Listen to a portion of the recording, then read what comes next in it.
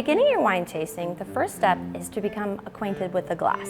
You're gonna pick it up and you're gonna look at it. You're gonna look at the color of the wine in the glass. You're gonna stop and get in tune with your senses. The next step is to look at the wine. You're gonna hold it up.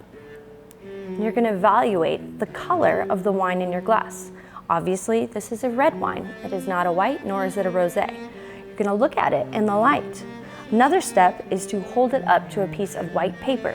And then you can kind of see the heart of the wine, or some people call it the jewel, where with this wine, you can tell that it is actually not opaque. It is more of a clear or like a see-through. There's low opacity with this wine, which let me know that it's more of a lighter blend versus like a more opaque blend.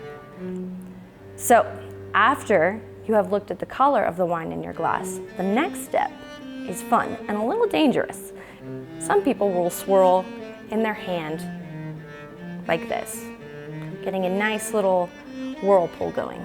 But a much safer bet when you're learning to wine taste is holding the glass on the table like this and swirling it, kind of making little baby circles on the table or the surface, just like this. And what this is doing is it's kind of turbocharging the surface area of the wine. It's exposing the wine, so all the molecules are opening up, which prepares it for your next step. You're gonna hold the wine up to your nose and take a deep breath. So when you take a big sniff like that, not only are you smelling through the receptors in your nose or in your nostril, it's also exposing the olfactory center in the back of your throat. So as you're taking deep sniffs or you're smelling your wine deeply, you want to take a deep breath from the chest, not a shallow breath. You want to expose as much of you as you can to the wine. It's kind of like if you're bearing your soul to someone, you don't just show a little bit. You want to show them everything. So when you're taking that deep breath, you're just inviting the wine. And the wine is inviting you to encounter it on a deeper level. Your next step after you've swirled, after you've smelled, is to take a big sip, a little bit bigger than you would normally when you're just hanging out drinking socially. You're gonna take a large sip and swirl it around in your mouth.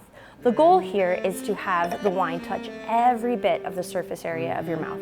You wanna swish it around, kind of like it's wine mouthwash. Obviously, you wouldn't do it first thing in the morning, like it's actual mouthwash. But you're gonna be swishing it around in your mouth, and the goal is to have it hit every single one of those taste bud receptors. And this also keys in the olfactory senses in the back of your mouth, which is linked to your nose, which is pretty amazing. And what's cool about wine is as you are wine tasting, our olfactory senses are directly next to the memory center in the brain. So as you're developing your wine tasting acumen and you're developing your mental library for scents and smells and sensorial experiences, you're kind of creating a catalog in your brain where the scents are associated with specific wines. So this becomes an excellent tool as you are gaining the ability to identify wines when you're tasting blind or when you're really just learning how to taste for fun. It's a pretty cool tip. Taste isn't the only sense you use when wine tasting. You look at it, you visually inspect the color, see how it moves in the glass, looking at the viscosity of the wine with the legs or the angel's tears, as some people call them.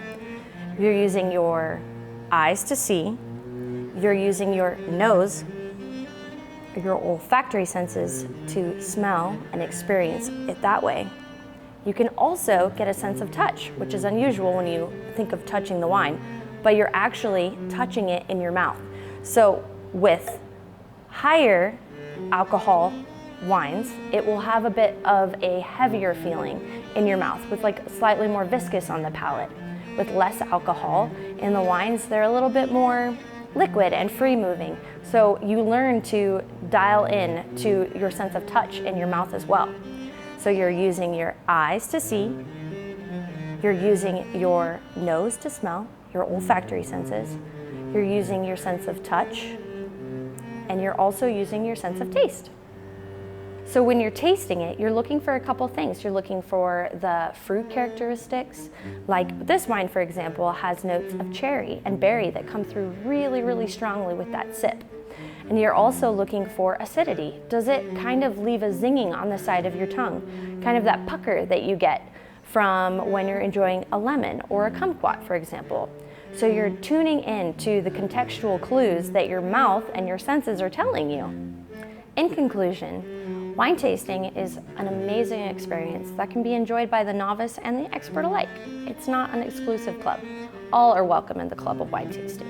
So when you're wine tasting, be sure to close your eyes, check in with yourself, and prepare to meet the wine on a deeper level. Anybody can do it. You can too.